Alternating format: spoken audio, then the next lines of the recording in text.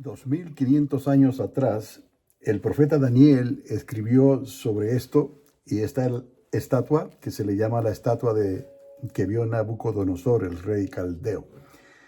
Y es que esto es muy importante porque detrás de la semana 70 que tanto hemos hablado, esta estatua ha permanecido.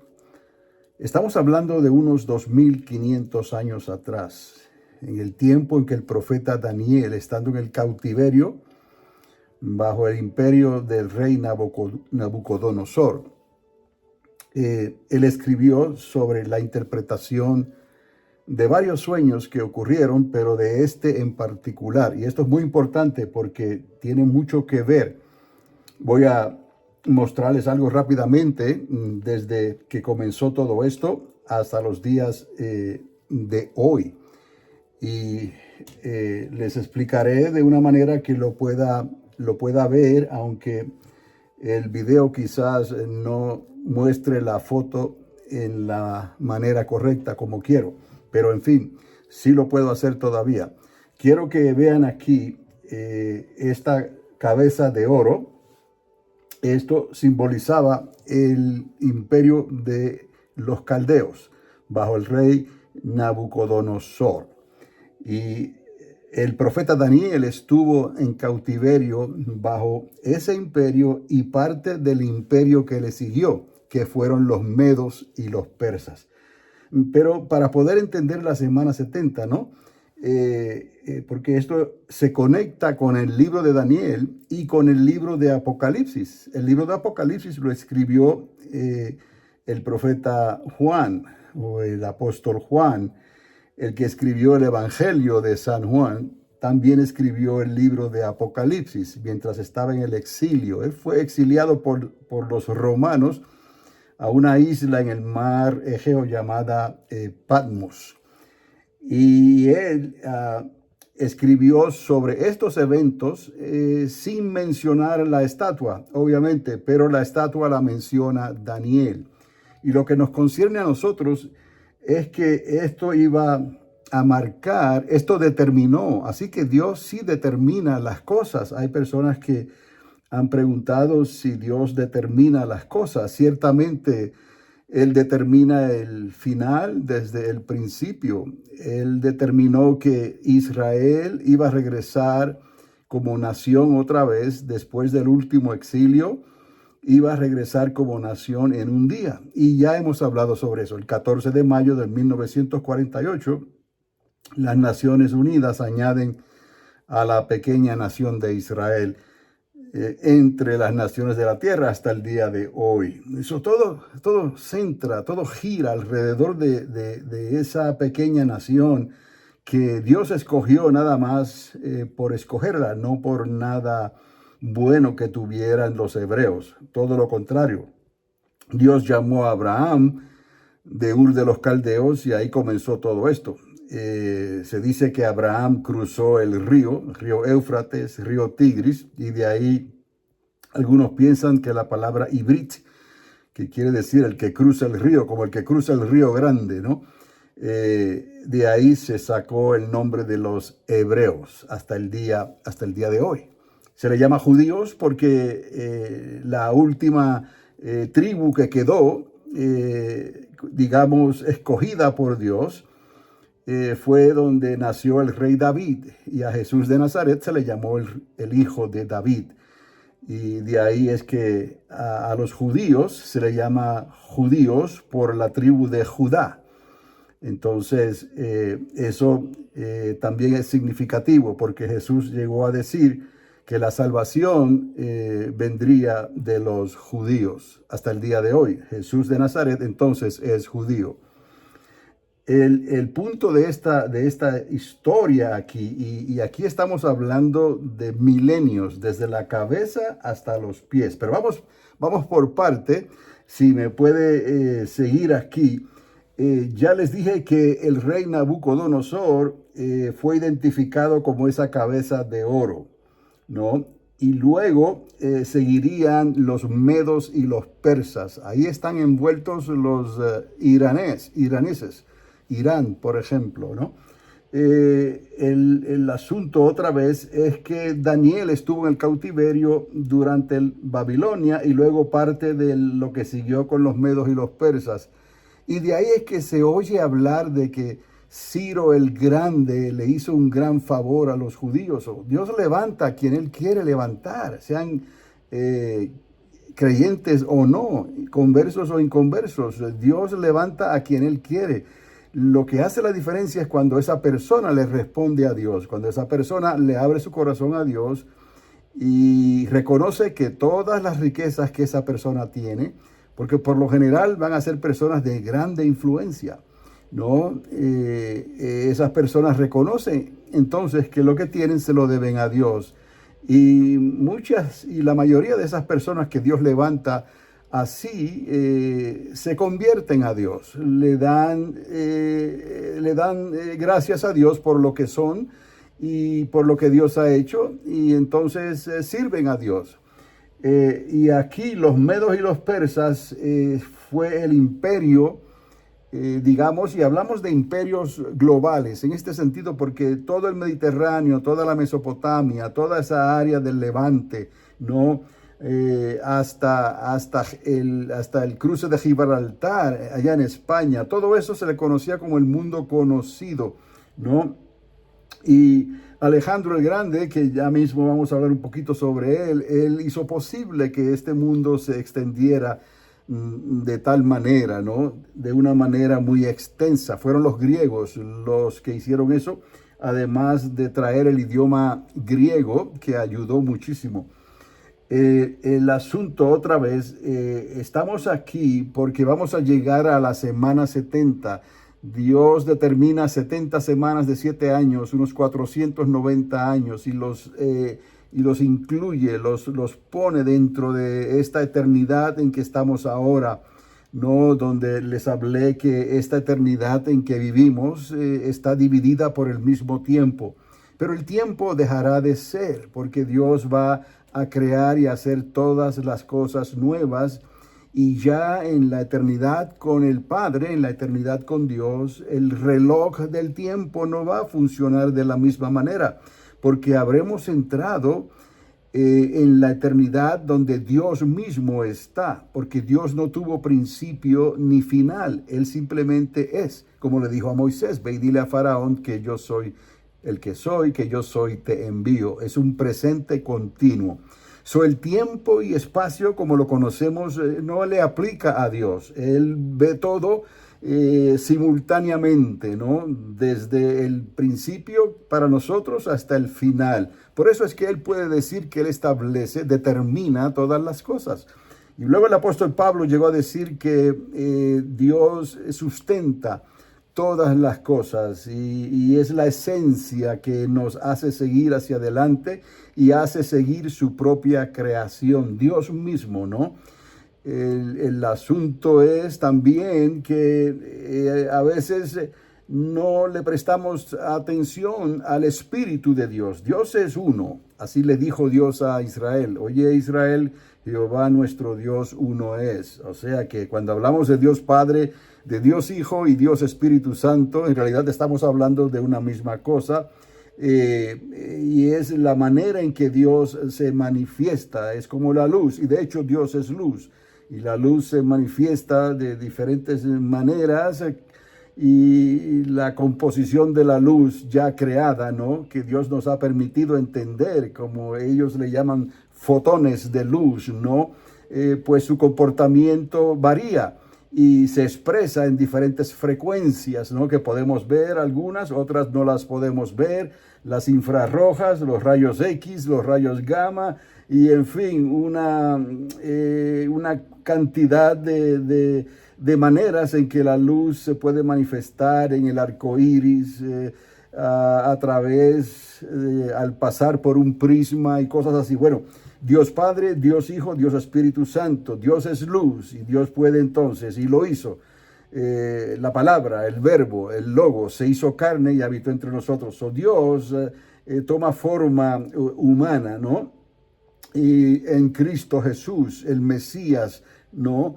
Y Jesús ya existía, porque Dios existía ya como Dios, como el Señor, el Hijo y como el Espíritu Santo. Es todo un mismo Dios.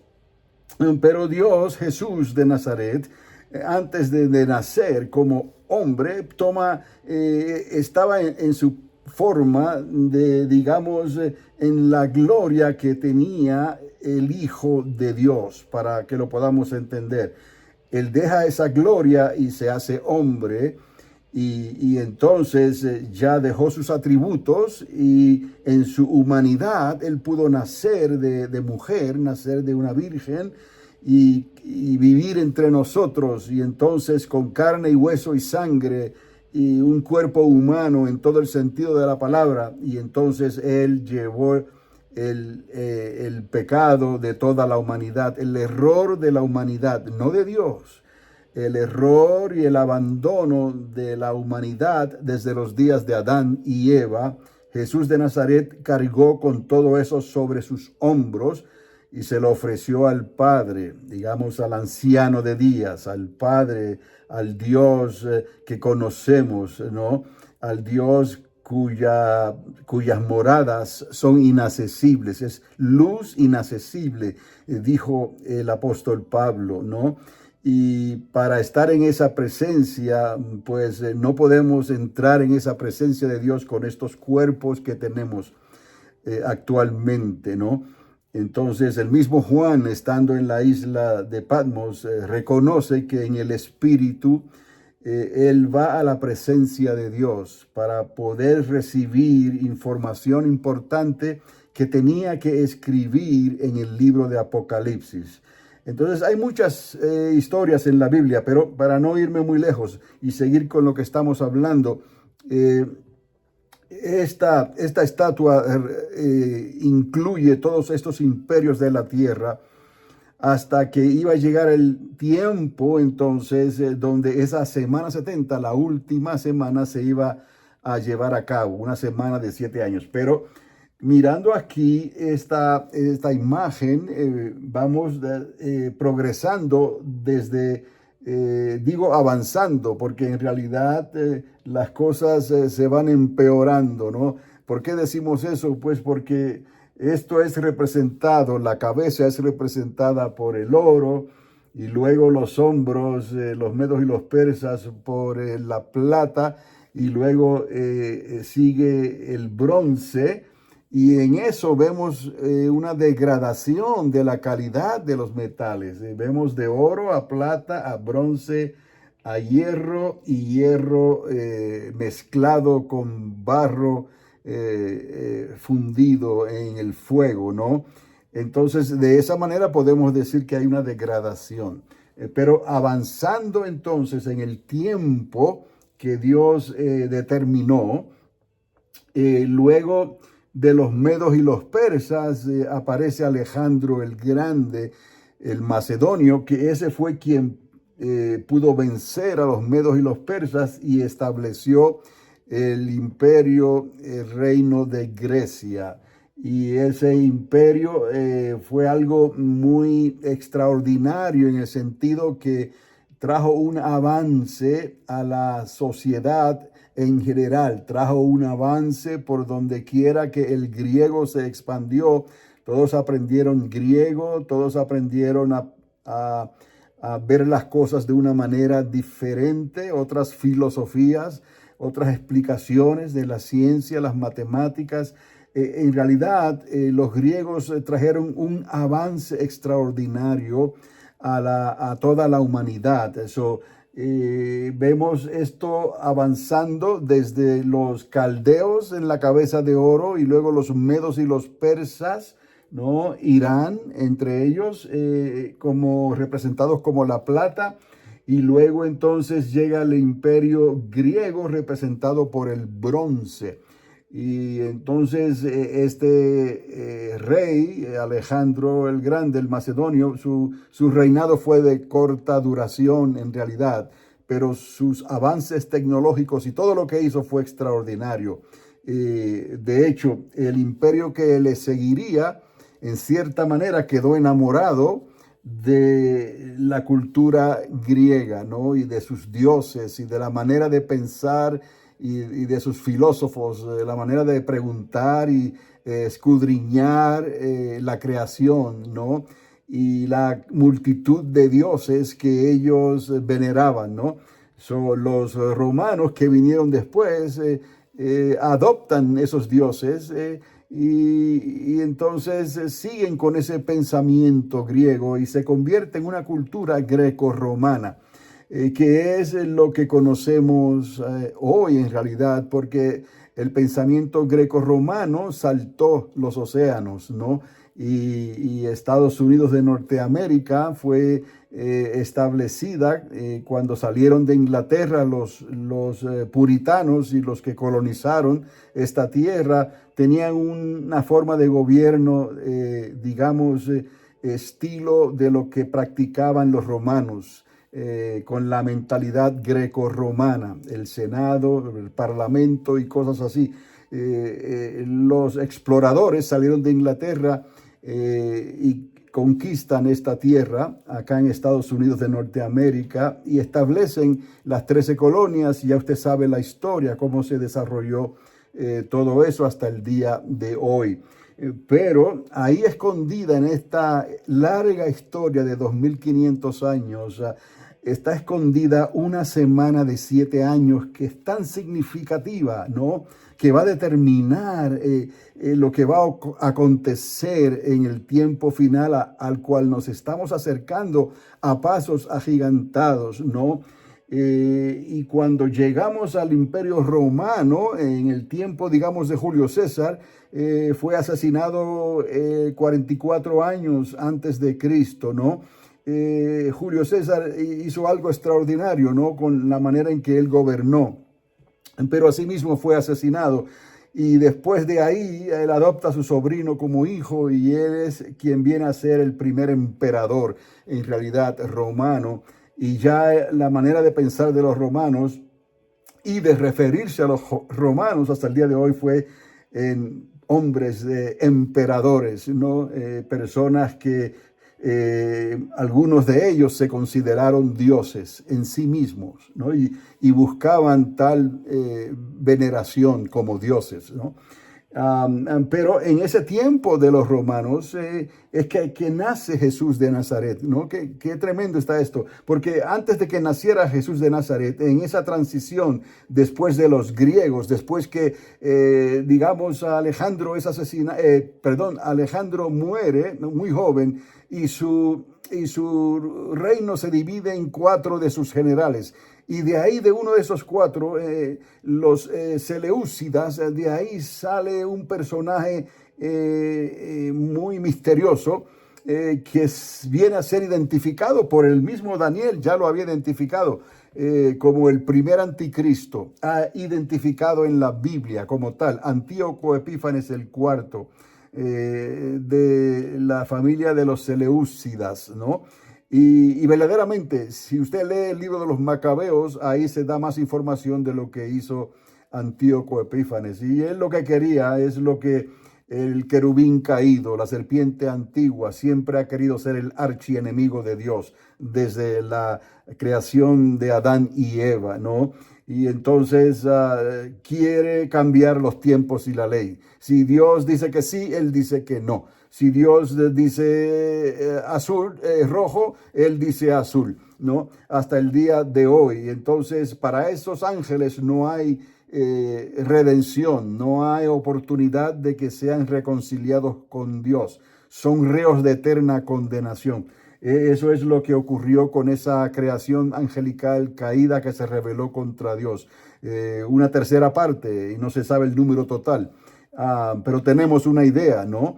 El asunto es que en ese tiempo de los romanos nace Jesús de Nazaret y él hace el cumplimiento de todas las profecías que se hablaban respecto a la salvación y a la restauración de la raza humana. Lo que Moisés recibe allá en Egipto, allá en el monte Sinaí, era sombra de lo que había de venir, ¿no? Y se establece la ley, los estatutos, las instrucciones, hasta el día de hoy, la Torá, como se llama, ¿no? Y todo lo demás que se escribió en los profetas, ¿no? En los salmos, y ahí se incluye el libro de Daniel, que fue aceptado en los canones, ¿no? De las escrituras sagradas. Entonces, es importante entender esta estatua, porque Roma no fue quitado completamente. Roma siguió. La influencia de Roma siguió hasta el día de hoy. No importa lo que haya pasado después.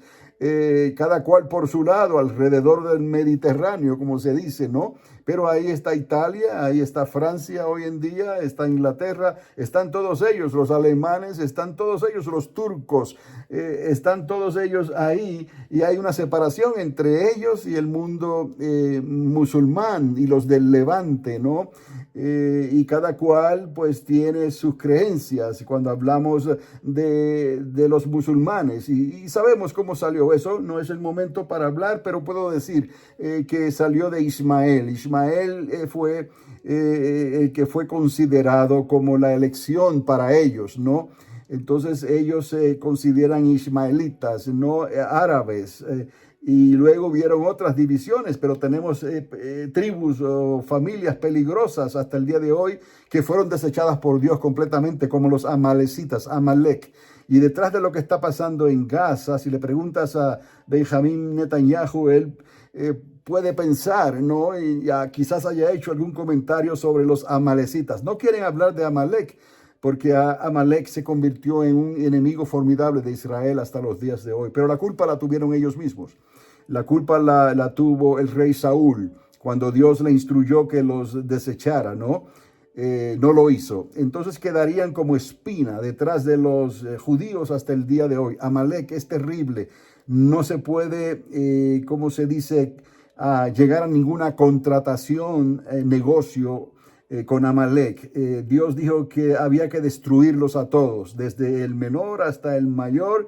Es más, Dios borró su nombre, los amalecitas, los borró del libro de la humanidad, por decirlo de esa manera. Y Amalek fue un nieto digamos, Esaú, los edomitas. Un nieto de Esaú vino a ser Amalek, y de ese Amalek, pues la historia ya los catalogó hasta el día de hoy.